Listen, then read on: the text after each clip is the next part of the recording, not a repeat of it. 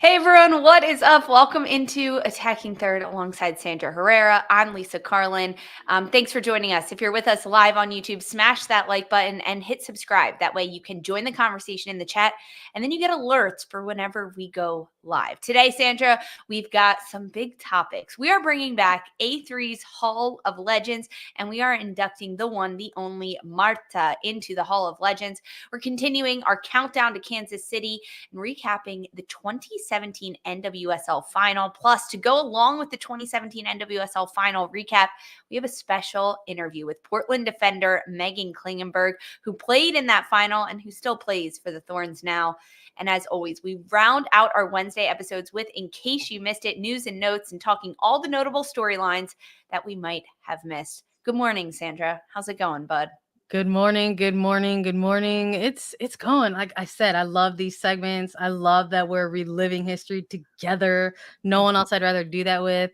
So we're like reliving history, but also like honoring the present, but at the same time going back in history even while we're honoring the present of Marta. It's incredible. It's an incredible One could time. say that we maybe have a time machine or something here on Attacking Third. You're not supposed to say that out loud.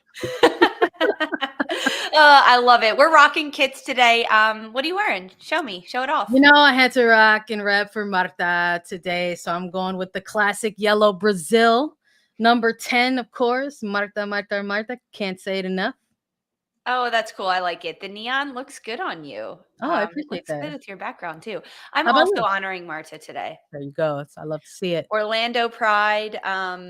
Yeah, a Marta kit because that's where she's been in the NWSL since 2017. Don't worry. We will get into all the legendary Marta, her history, what she's done later in the show. But before we get to everything, Sandra, Attacking Third, if you didn't know, now you know. The podcast has been nominated by Football Content Awards, and we are nominated in the Best in Women's Football category. Thank you, everyone that listens and watches and follows us.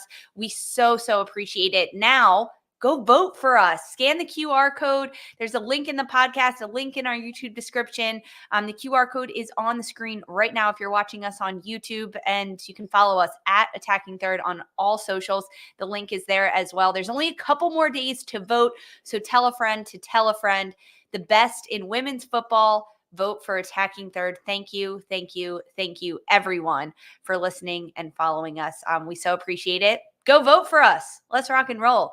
All right, Sandra, up first, Attacking Third, our Hall of Legends segment. We've only inducted a few people so far. Heather O'Reilly was our number one. Then we had her on the show and we gave her a little commemorative trophy, virtual one. I had it in person. I'll get it to Heyo at some point. But today, we are inducting the Brazilian legend, current forward for Orlando Pride, Marta. She is a 6-time FIFA Player of the Year, 2-time Olympic silver medalist, the FIFA World Cup all-time record goal scorer. That is men's and women's. A 4-time Golden Boot winner, including the 2007 Women's World Cup. She's won a domestic league 9 different times. And arguably most importantly, right now in Marta's mind, she is fresh off winning the 2024 NWSL Shield with an unstoppable Orlando Pride this year. Marta, welcome into the A3 Hall of Legends. Sandra, for us, this was relatively an easy pick for Marta. Why? Why was Marta such an easy go for this Hall of Legends?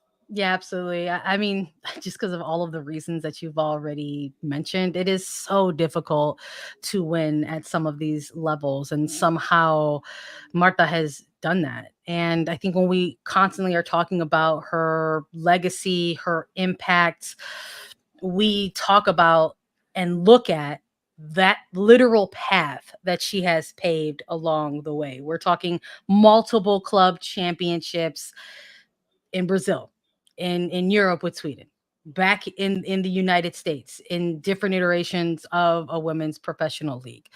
That is Marta. That is who she is and has been for women's soccer for decades now at this point, because she has been part of the game since such a young age. And I think that's part of this beautiful story that I think folks always get so captivated by with Marta. because of her beginnings and to where she is now, which are, these sort of latter stages of her career. She has not shied away from that. She has already kind of bid farewell to the international stage with Brazil, but she's winning with Orlando Pride. She's winning again in a U.S. Domestic league. So we'll see. She's out there feeling good, feeling great, and she might have a couple more years left in her. Exactly. That is coming out of Marta. She's at 38 years old right now, an absolute legend. And she really hasn't slowed down much besides taking her foot off the gas pedal in the international game with this past summer's 2024 Summer Olympics in Paris being her final, in which she went out winning silver, which I'll put myself on blast. I didn't think Brazil was going to be a medal contender at the end of the Paris Olympics. But Marta has announced that she's got a couple more years in her, 2 or 3 more years. What else do you think, Sandra, is on her bucket list domestically, considering that she still wants to play for another couple of years? Yeah, I think she's alluding to it a little bit. They're celebrating this recent Shield win, which is massive for Orlando because it's something that they've been building for or toward for a little while. But there's a number of things to be won in the NWSL, and another one of those things is that NWSL championship. I'm sure now that they've gotten a taste of winning in this league, that makes you hungry. That makes you want more. So I wouldn't be surprised if they are operating in a way where the job's not done. But there's also this, I think, concept of doing something historic, which they've already done. They're on this incredible unbeaten run. And Marta has said that she wants to keep that going. She wants to finish that. She wants to make sure that this is such a profound record that they set as a club, that not only is it going to be the next record to chase, but it will be almost nearly an impossible record to chase. And I think that's what makes the difference between, just being competitive and having that built all the way in your chest. And that's absolutely Marta. In 2017, Marta signed with Orlando Pride. Since then, she really hasn't looked back. But domestically in the United States, Marta played in all 3 seasons of the WPS, and she led the league in goals every single year, all 3 of those years, playing in the championship finals, all 3 of those years as well, winning 2 of them. Then in 2012, she returned to Sweden to play domestically. But in 2017, when Orlando was looking to really reestablish themselves as a top contender and a contender in the NWSL, which just so happens to be the championship we're talking about in our Road to Kansas City segment. But that's when Orlando welcomed in Marta, and the world in America really got to see her day in and day out competing at the highest level. It was Orlando's second year in the NWSL, and that was, she came from a free transfer from Sweden, signed a 2-year contract with an option.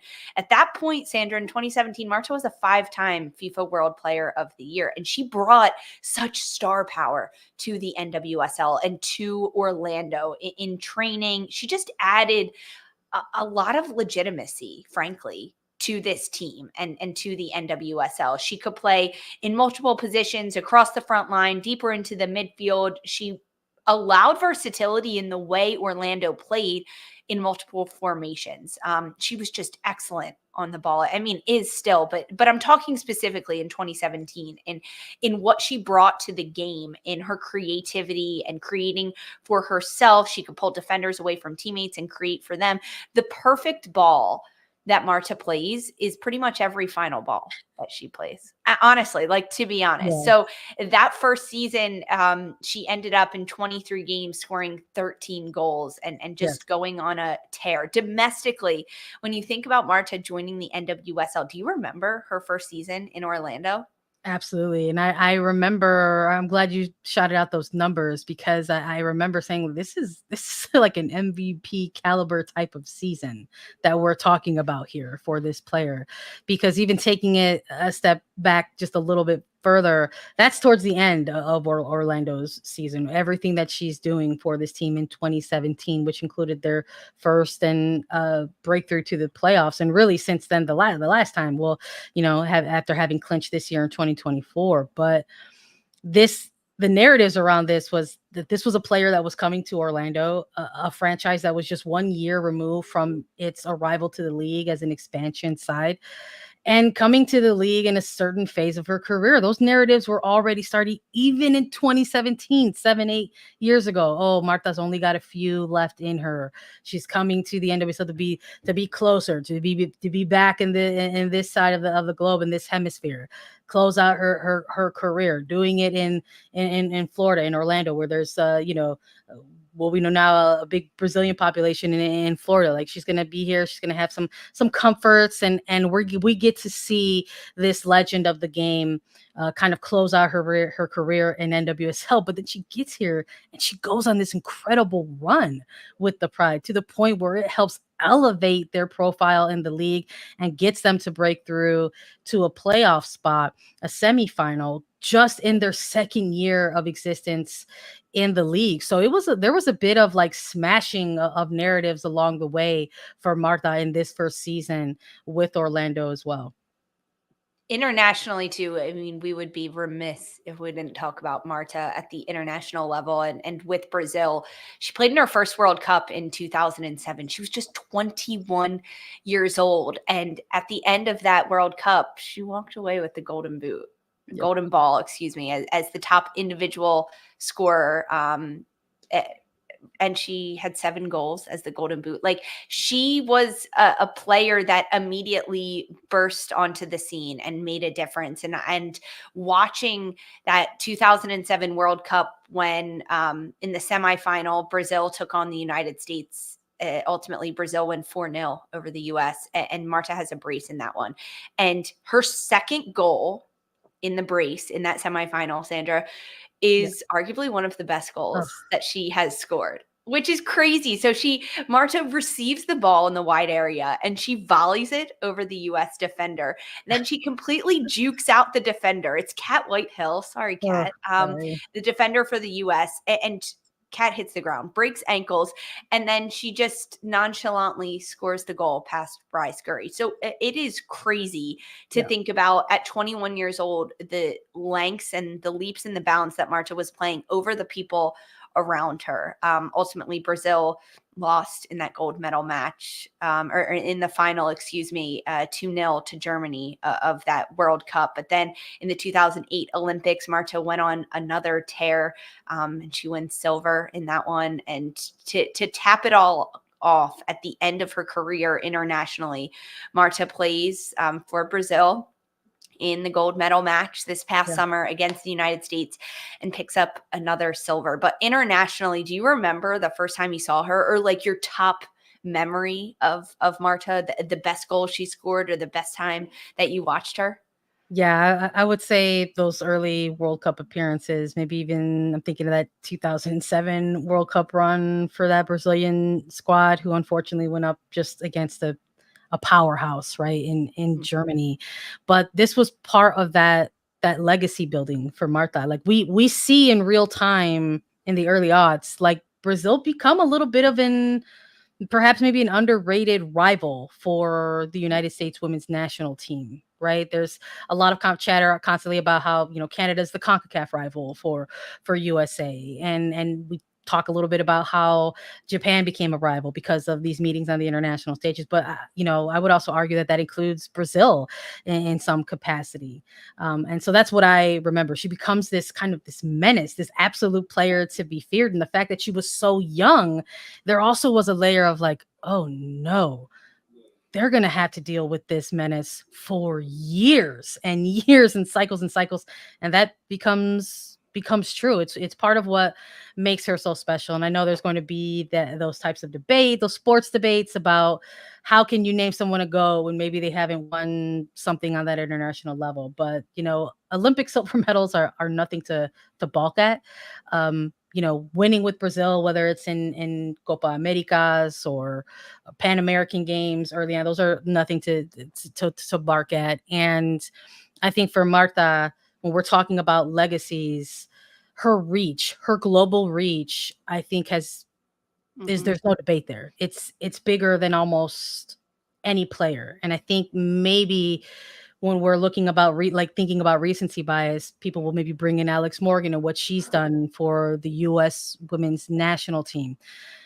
But we know with this sport and how we cover it, we're an American women's soccer show. We know who our audience is, and there will be maybe biases in that sense. But, for me personally, when we're talking about the GOATs, for so many, Marta is the GOAT of your GOAT. And I think that is sort of where that debate kind of ends or lies.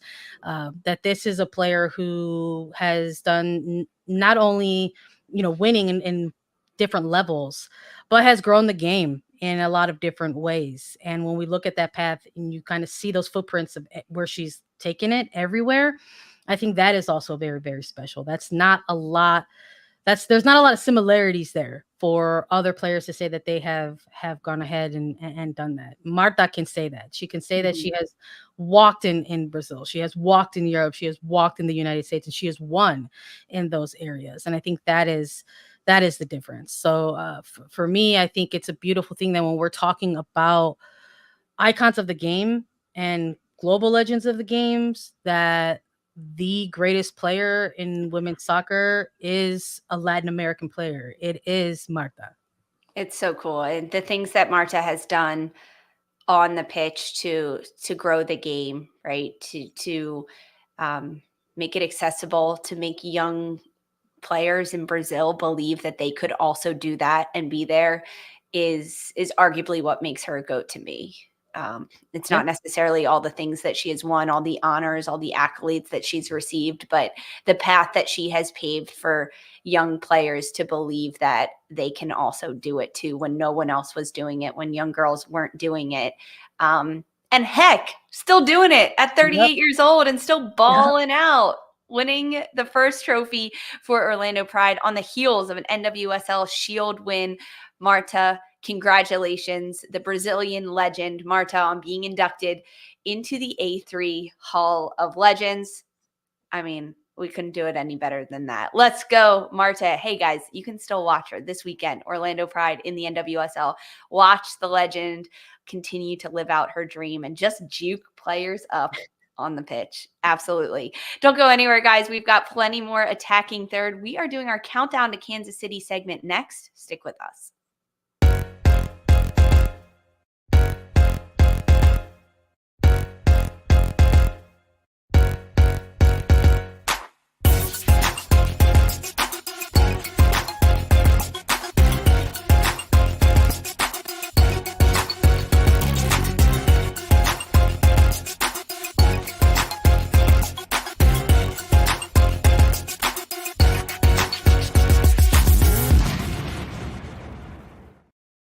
Hey, welcome back to Attacking Third. Countdown to Kansas City is on November 23rd. The NWSL Championship will take place at CPKC Stadium in Kansas City. You can watch it live on CBS at 8 p.m. Eastern Time. And until we get there, Sandra, every Wednesday we are revisiting an NWSL championship. We've started in 2013. We've worked our way all the way up to the 2017 NWSL Final between North Carolina Courage and the Portland Thorns. Ultimately, I mean, I'm not spoiling anything here, guys. It happened in 2017. The Thorns win 1-0 on a second half strike from midfielder Lisa Carlin. But in 2017, this NWSL final took place at a neutral site in Orlando, Florida, Saturday, October 14th, 4:30 p.m. Eastern Time kick. There's over 8,000 fans in attendance, Sandra. And before we dive into all of it, I have to ask, how much of the 2017 NWSL final did you remember versus how much did you have to rewatch, reread, rethink about before we did today's show? Oh, I love it. I love this because I think I mentioned in the last episode that, like, from here on out, I can safely say and confirm that I've been to every final since 2016. And honestly, Lisa, I didn't have to go back too much with this one because this one left a mark on me, as I'm sure it left a mark on many players, because I remember the physicality in this match. We're talking hyper physical game between these two teams. I'm grateful that I decided to take this game in kind of in the stands versus in the press box. Shout out to my friends Chelsea and Ellie, who hung out and seen that, but I could still remember some of the smacks of challenges because of where we were sitting at the time, and it wasn't pretty. It really wasn't pretty. And I think there was maybe a layer of kind of, I don't want to say disappointment, but this was billed so high. It was hyped up, rightfully so, because we're talking about number 1 team versus number 2 team. Surely we're going to get some soccer here. And there was a little bit, but there was mostly fisticuffs. Oh my gosh, it was so intense. Rewatching this on YouTube. So shout out to the YouTube for always having the full replays of these games, because that's how I prepare for these episodes. And it is so fun, Sandra, to take a trip down memory lane and watch these games. The time machine is YouTube. The time machine is YouTube. But it was a physical battle with, frankly, only 3 cards in this game. Like, it's not like there was yellow cards and red cards coming out left and right. It was just physical, the intensity. I mean, you can see it on these players' faces. Let's go back and talk about how North Carolina and Portland got to the final. So, first of all, you might be like, wait, North Carolina, they weren't there in 2016. Yes. Western New York Flash had been relocated from Buffalo, New York to Cary, North Carolina, and renamed the North Carolina Courage. So that same group of players and team, despite being in a new location, having a new crest and a new name, were the reigning NWSL champions in 2016. We had forward of the New York Flash, and now she was on the North Carolina Courage in 2017. Jess McDonald relived that with us last week, but that same group and team continued their dominance. So North Carolina in 2017 won the NWSL Shield, so they finished first with 16 wins, 1 draw, 7 losses. It was forward Lynn Williams as the team's top goal scorer. She had 9, so she was 5th in the league in goals, but she also led the team with 5 assists. Meanwhile, Portland Thorns, they finished second in the regular season in 2017, 14 wins, 5 draws, 5 losses. And the Thorns were led by Christine Sinclair as their forward with 8 goals.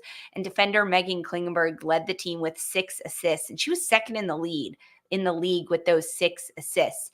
In the playoffs, it was just the top 4 teams that advanced to the semifinals. Saw North Carolina Courage take on the Chicago Red Stars in the first semi. North Carolina's Denise O'Sullivan scored an 89th minute goal to lift the Courage over the Red Stars 1-0. In the other semifinal is Portland Thorns against Orlando Pride and Marta in her first year.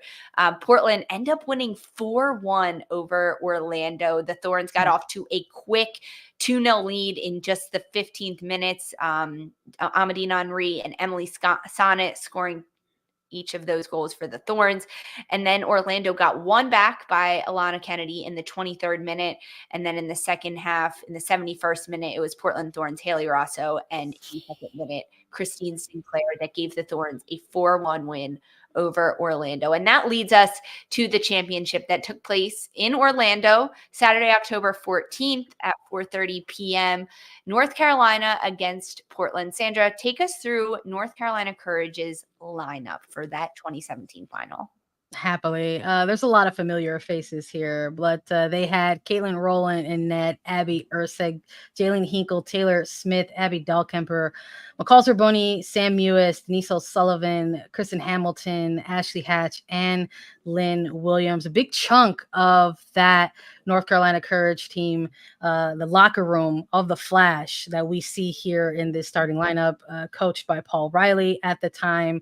Unused subs during this game were Sam Widman, Sabrina D'Angelo, Meredith Speck, and Nora Holstead. But I think something really cool to note here is this is a big chunk of that locker room from 2016 that we see carry over to 2017 with a sprinkling of some new additions that really kind of emerge as what we are going to see as these typical starters for North Carolina Courage. Denise O'Sullivan, that gets acquired kind of off waivers from Houston Dash. Crystal Hamilton as a lethal weapon. A rookie Ashley Hatch. It's very cool to see, and we get to see Abby Ursig kind of really be that center back for this team. And when we compare finals We didn't see this prototypical box midfield, which we will see moving forward. We saw an Abby Ursek in a defensive mid kind of role, but now alongside Dahlkemper, they are the center back duo moving forward. You gave a shout out to Ashley Hatch. She was a rookie this year with North Carolina Courage, the number 2 overall draft pick out of BYU, also in that draft class, and not necessarily available off the bench due to injury, but our very own Darian Jenkins out of UCLA. She was drafted in the first round, number 7 overall ultimately, but she went to North Carolina Courage. She had a pretty gnarly ankle injury, so she was unavailable to play in this game and this season, but she was there. She was on this team for North Carolina.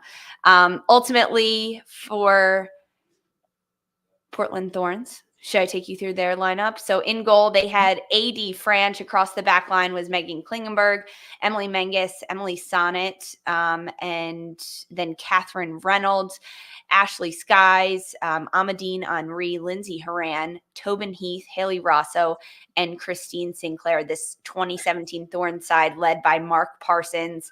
And this, Sandra, I mean, familiar names here for the Thorns as well. Incredibly familiar.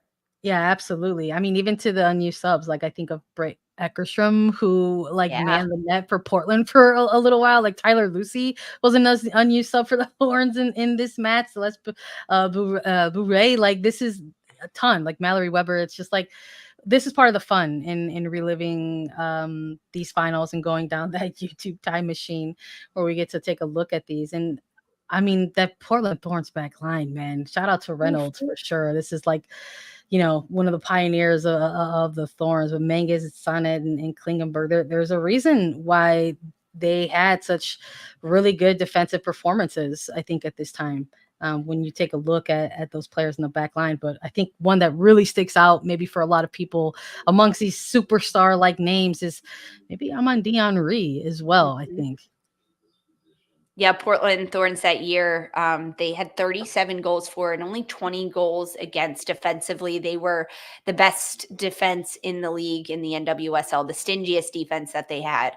Referees, Danielle Chesney, who is still reffing. She was reffing this past weekend. She'll be as a center referee coming up. She was very much involved in the NWSL. Adrian McDonald was an assistant referee along with Corey Richardson.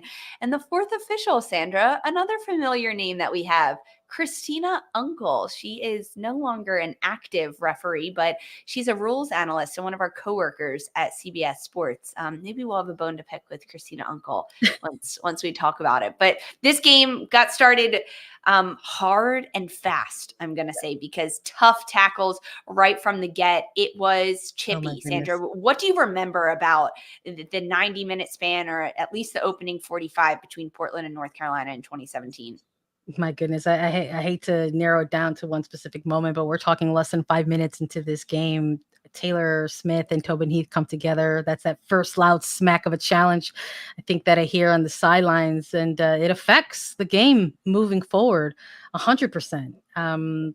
Taylor Smith ends up having to come out of the game. Again, like you mentioned, not a lot of cautions that are given into this game, or, yellows, and it affects it. With such a choppy, chippy physical game, it almost sort of felt like there was a constant reset of this game as far as tempo. Never really felt like in that opening half that anyone kind of set their game up. And we saw that continue really through the second half as well. There's a reason why this one comes down to one moment, one shot, one chance, and it goes the way of Portland. Even though Sam Mewis also had a really good chance, catches AD Franch off her line, tries a shot from the halfway line, hits off the bar. So there's some good moments in this game, but again, that physicality is what sticks out the most for me. If you were to look at just the stats from this entire 90-minute game, North Carolina dominated with 16 shots, 5 of them on target. Portland only had 4 shots in the entire game, but the goal comes in the second half. The 50th minute strike from Lindsay Horan ends up being the game winner. It comes on a set piece service for the Thorns. The ball is kind of bounced into the box. I believe it's Amadine Henri who gets a little flick of it. Emily Sonnet ultimately gets credited with the assist, and Lindsay Horan is absolutely wide open on the back post. And that is questionable defending by North Carolina, hands down, when you rewatch this goal. But Lindsey Horan ends up with the game-winning strike, and ultimately the Portland midfielder is named the MVP of the match. How important was Lindsey Horan for the Thorns during this 90-minute game, Sandra? Not just the whole season, but like specifically in this final. Yeah, massive. I think this is a player at the time who was just in her second year with NWSL and with the Thorns. There's a lot of promise around Lindsey Horan, a lot of chatter about how she went pro early and played in France, and now she was back in the United States with arguably the premier team of NWSL. So I think that within itself presented some challenges. How do you make yourself stand out on a team full of so many stars? And we saw in varying moments of this season how she became sort of an early threat on set pieces, whether it was in the air with her head, or honestly losing her defenders and marks and her movement off of those set pieces as well. And the way that she could function as either a string puller or someone to kind of control the ball and set up as well. So I think we see the progression from year one to year two, I think in this final, in the playoffs and in this final specifically.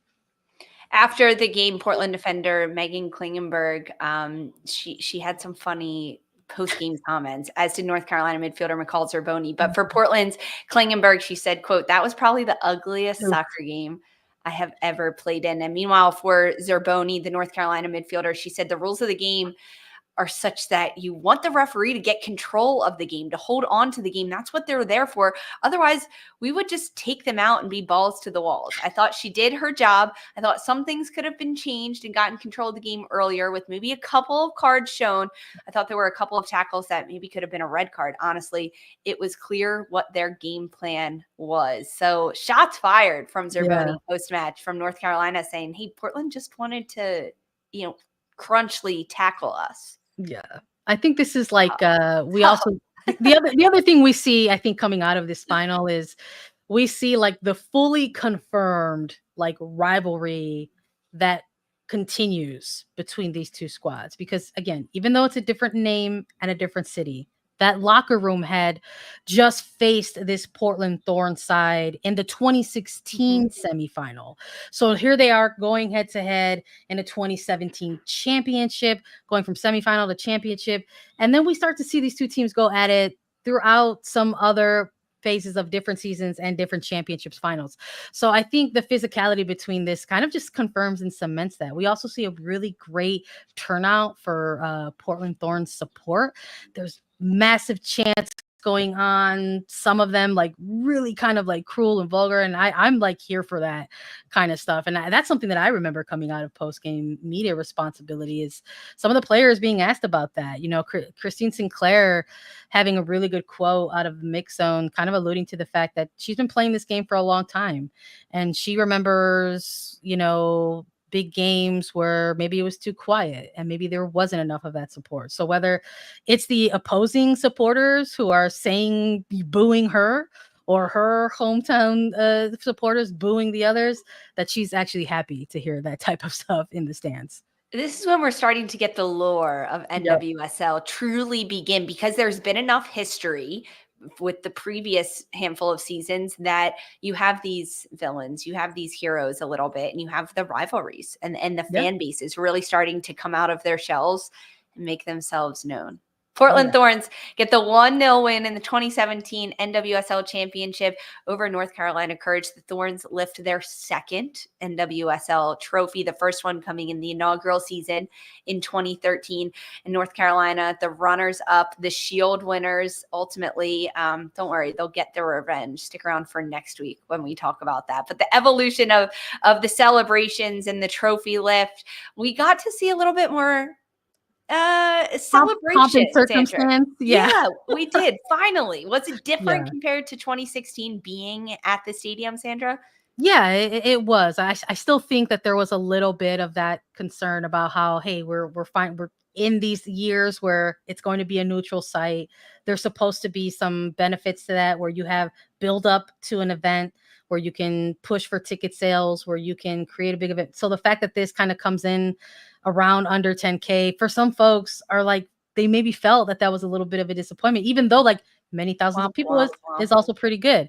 But I will say I do also remember that for a lot of Orlando Pride fans, their team didn't make it to the final. And I remember being in Orlando, and this was not to bring up more bad memories, but this was also during the time of World Cup qualifiers, and the U.S. men had failed to qualify against Trinidad and Tobago. And I remember being in a bar watching this soccer game and being asked from locals, like, hey, where are you from? And they saw us equally devastated for the U.S. men at the time. And we had mentioned that we were in town for the NWSL Championship Final. And some of these locals saying, like, yeah, we would have loved to have gone if our team went.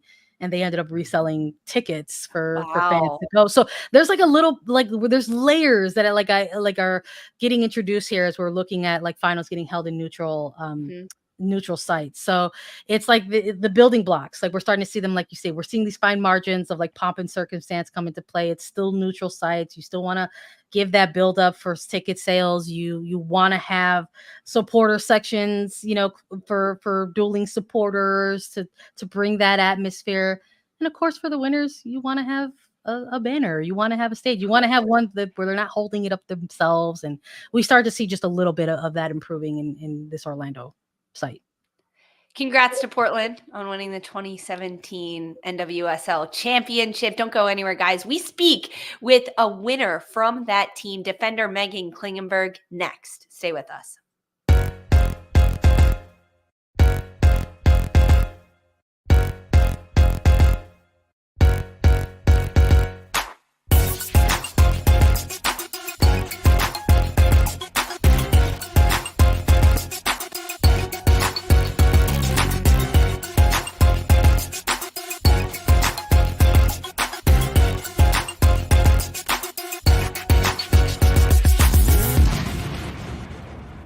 Hey everyone, welcome back to Attacking Third. We are pleased to welcome in now Women's World Cup champion, two-time NWSL champion, Shield winner. She's got a whole list of accolades, but frankly, the one we care about the most is 2017 NWSL champion with the Portland Thorns, Meghan Klingenberg. Meghan, welcome in. Hi, thank you. Thanks for having me. And I'm stoked to kind of relive this. I haven't talked about it in a long time. She still plays too, lest we not forget. Current player at the Portland Thorns right now, defender. But we're going to throw it back to 2017, Meghan, because we like to relive the glory days and let the players that have absolutely dominated and won NWSL championships talk about it. So 2017, Portland Thorns against North Carolina Courage, the new North Carolina Courage. It was a number 1 against number 2 final. But what do you remember about the 2017 NWSL Championship?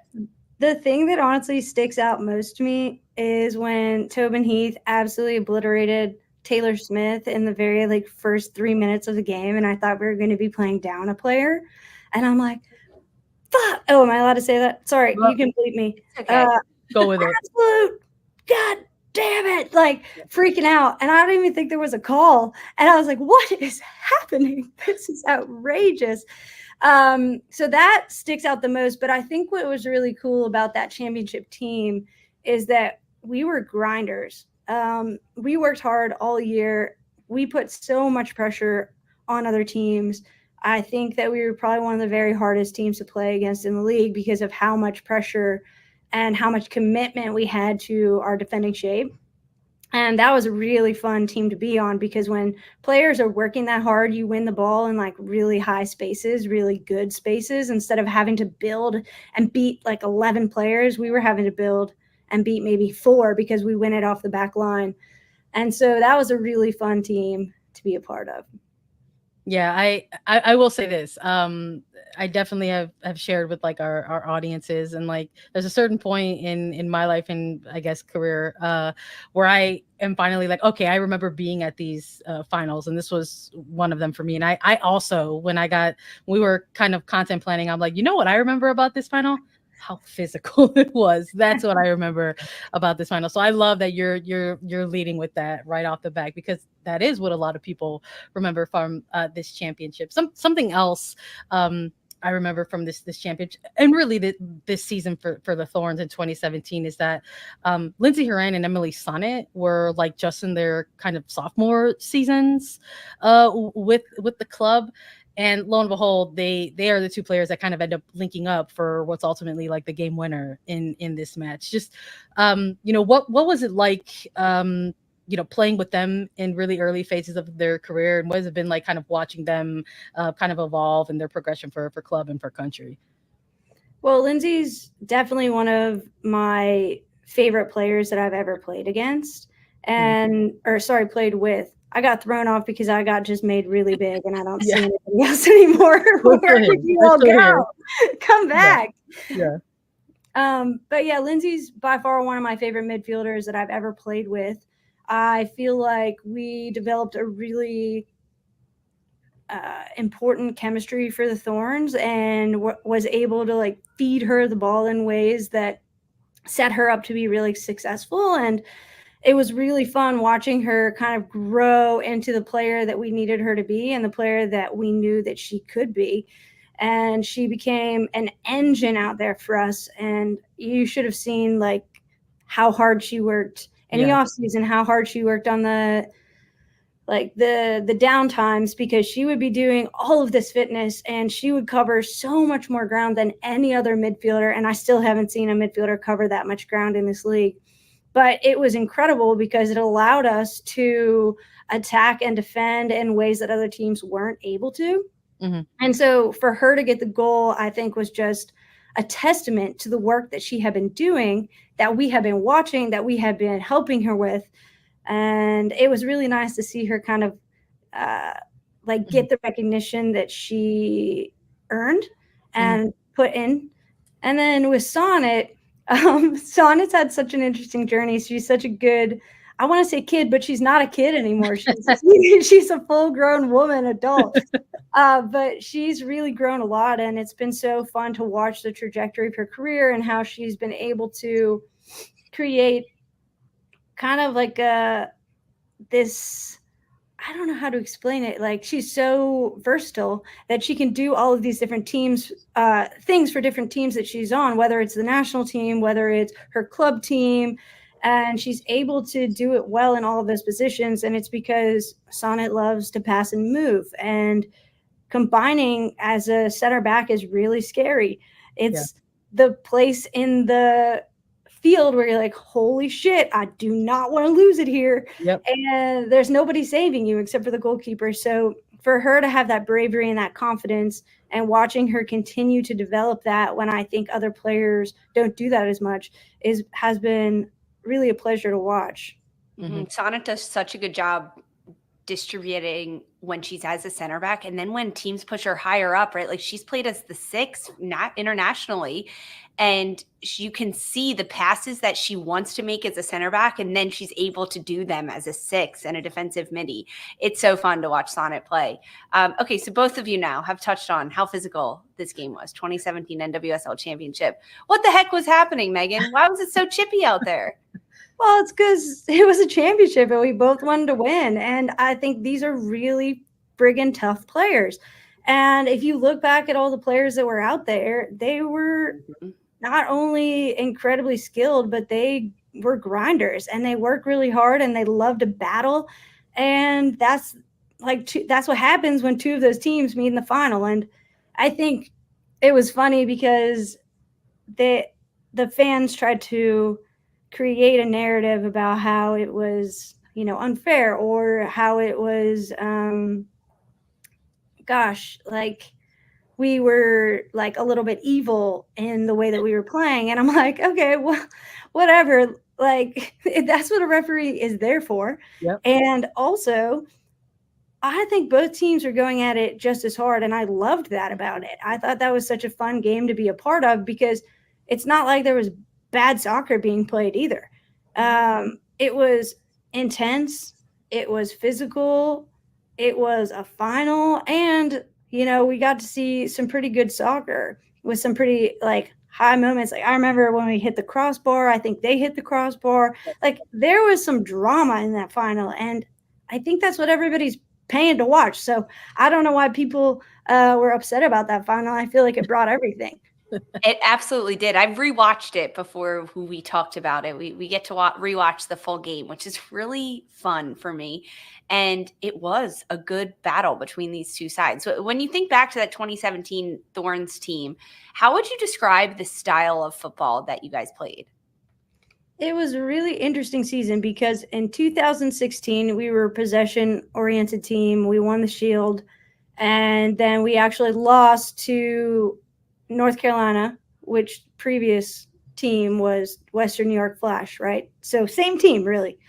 And we lost them in the semifinals. And we knew that we had to like be a little bit different because we needed to be a bit more ruthless in our attack. And so we started out that year as we were in 2016.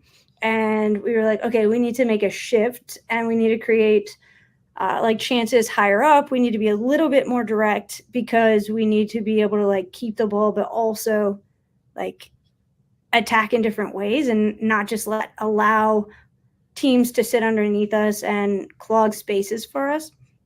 So we actually changed shape about halfway through, and we changed into a 3-5-2. Yep, 3-5-2.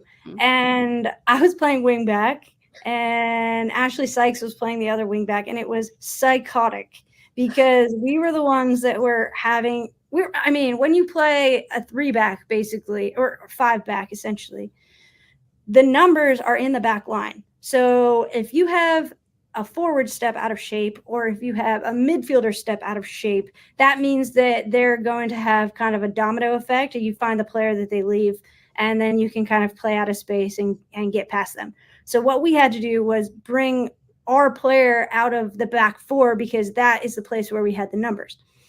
Or sorry, the back five. And so you basically have to like pressure their outside back. And what teams learn is that they have to sit low. So they'll sit low in their back line. And then it's a very, very long run for a wing back to be able to pressure the outside back. But it was really important for us to do that because we knew that if we get pressure higher up the field, then we're like, it's scarier for the other team and we're better that way. So we were encouraged to get up there all the time, and it ended up working out really well for us, and we kind of stuck with that the rest of the year. Yeah, you logged some miles in that wingback position, Megan. 100%. A lot of ground that was covered. And I love that you touched on that because I think that's something that we see in more recent NWSL seasons as well. It's like maybe you are playing a certain way and it's getting those results for the team, but maybe you find yourself at a different stretch of the season where you're making that playoff push, or you find yourself in the postseason where maybe you got to shake things up. And it was very interesting kind of hearing Mark Parsons on some of the pregame stuff in this final where he talked about bringing a little bit of a physicality into this game because it would be a necessity for the Thorns if they wanted to lift the championship in the end. Maybe something else a little bit X-factory I remember from this final, and you touched on it slightly, was the fan support for the Thorns. I think we got to see that on display in another championship final. How incredible it is to see this type of fan support that also travels away. You're talking Pacific Northwest to southeast of the country because the final was held in Orlando. Yeah. And something that I remember was that they were very loud, very vocal. It provided a bit of that good kind of energy and environment that you want to see, even if you're taking it in as a neutral at these games. I remember very vividly the F and NC Courage chants. Can you just speak a little bit about sort of having been a part of this club for some time and kind of really being witness to sort of that unwavering support from then to even now? Yeah, there's definitely very special things about this club. One of them is the core group of players that have stayed here for a long time and created a culture around our playing style and the way that we go about things. And then to me, even bigger is the fan support. And because players come and go, right? And fans can be there forever. What's so cool about our fandom is that it's a community of people who otherwise might not meet that come together because they really love this certain thing. And that certain thing happens to be the Portland Thorns. And they are incredibly organized, incredibly generous. They come with support even when, it's probably hard to support. And I have never appreciated fans more than these ones, because if you look at other sports in soccer, or even like the Philadelphia Eagles, like the fans get mad, and rightly so. They get mad. I understand. And at the same time, it's not like we're trying to lose. So Yeah. it's nice to have that support, know that you're going to have.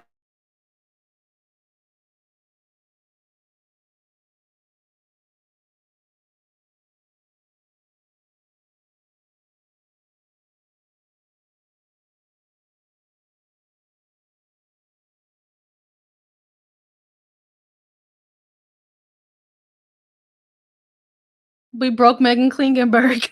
Broker. Sorry about that, guys. A little bit of technical difficulties, but we appreciate it. We hope you guys liked it. There's a first for everything. I think that's the first time we've had that happen. So shout out to us. Listen, don't disrespect the Phillies, man. Don't disrespect Philadelphia. And maybe that doesn't happen. I don't know. Don't disrespect the Eagles. You can't put stuff out there like that. Like, I know, we tried, guys.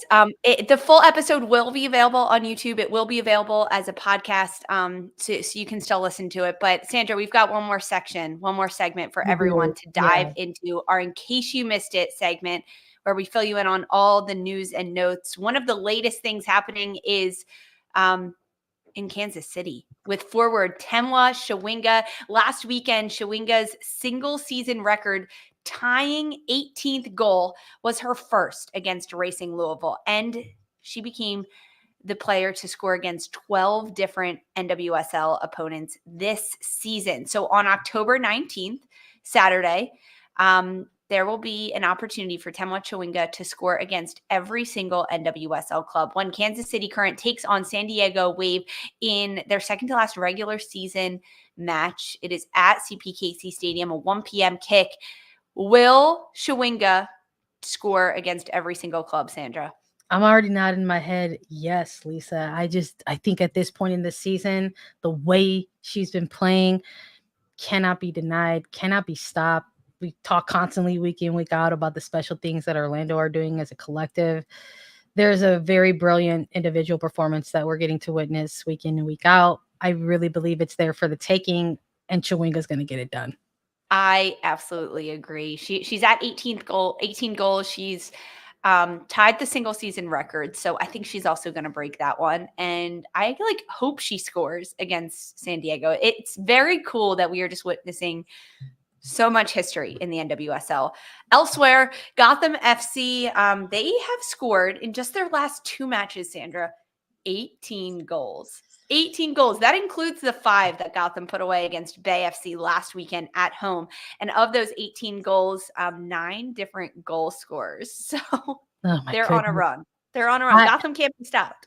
Yeah, we're talking about things that can't be stopped. Chawinga, the Pride, maybe Gotham, I think, at this point. I'm not going to lie, Lisa. I've got some nerves going into this weekend because they're facing Chicago. And I'm like, oh, goodness. It's wild to think about. I don't ever want to be disrespectful to anyone, but this is that stretch of the season where you've got your contenders and maybe you got your pretenders. And look, putting up a 5 spot on, at the time, an 8th seed maybe gives us a little glimpse as to the top 4 versus maybe the bottom 4 of that playoff picture moving forward.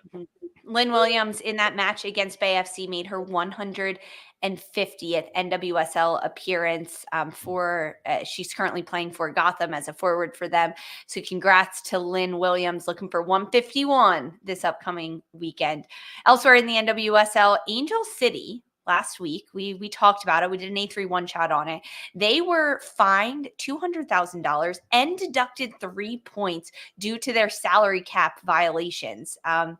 Despite all of that, Sandra, Angel City picked up a huge 1-0 win this past Friday on the road at Seattle to keep their playoff hopes alive. It was a goal in the 34th minute from M.A. Vignola to give Angel City the 1-0 lead. Angel City, they're now in 11th place, tied on 22 points with San Diego in 10th place, and they're still not out. look, they bought themselves another week of survival, and I think at this stretch of the season, that's all you can ask for. I'll bring a little bit of it onto the show. I still do these power rankings every week, Lisa. Sometimes we check in on them, sometimes we don't. Don't worry when we don't. You got them on .com, and I gotta say, I think if you're Seattle, this doesn't feel very good. You know, if you're Angel City, you're at least like kind of putting up a fight, and it feels bad in different ways. But for Seattle, this just sort of feels like some agonizing, prolonged, slow death. So it's just tough. So it's like here we are with a couple of teams with playoff scenarios. Chicago could possibly clinch unless Gotham has something to say about that. And you've got Angel City and Seattle now who could maybe eliminate the other. It's so strange right now. Don't worry, we will talk all about it in Thursday's episode of Attacking Third. In other news, Sandra, we would be remiss if we didn't touch on this. Jessica Campbell, if you don't know her name, now you know it, remember it. Jessica Campbell makes history, becoming the first NHL female coach in history of the National Hockey League. It happened just yesterday with the Seattle Kraken taking to the ice, and it was Jessica Campbell who was behind the bench. She is an assistant coach, but as a player, an absolute legend, two-time U18 Women's World Championship medalist that came in 2009 and 2010. In 2015, then she won the Women's World Championship as silver with Canada. She was the first female coach in AHL, and now she's the first female coach in NHL. So shout out Jessica Campbell. It's so cool. I love a crossover. Congratulations to her and Seattle Kraken. So cool to see. All right, guys. Thank you so much for joining us. We will get the full Meghan Klingenberg interview posted for you. So thanks for bearing with us on that one. And we will be back in studio tomorrow for Attacking Third to discuss the results of Match Day 1 in the Champions League. We've got a preview of the upcoming weekend in NWSL and the WSL. And don't forget to vote. It closes soon. So vote for Attacking Third in the Football Content Awards for the best in women's football category. We appreciate you so much. The link is in the chat on YouTube. It's the QR code on your screen now. It's on our socials. It's in our podcast description. Thank you, and go vote for us. Make sure you follow Attacking Third wherever you get your podcasts and leave us a 5-star rating and review. We're also available on youtube.com/Attacking Third, and you can watch us on the CBS Sports Golazo Network for all your women's football coverage. For Mark and Sandra and Lisa, this was Attacking Third.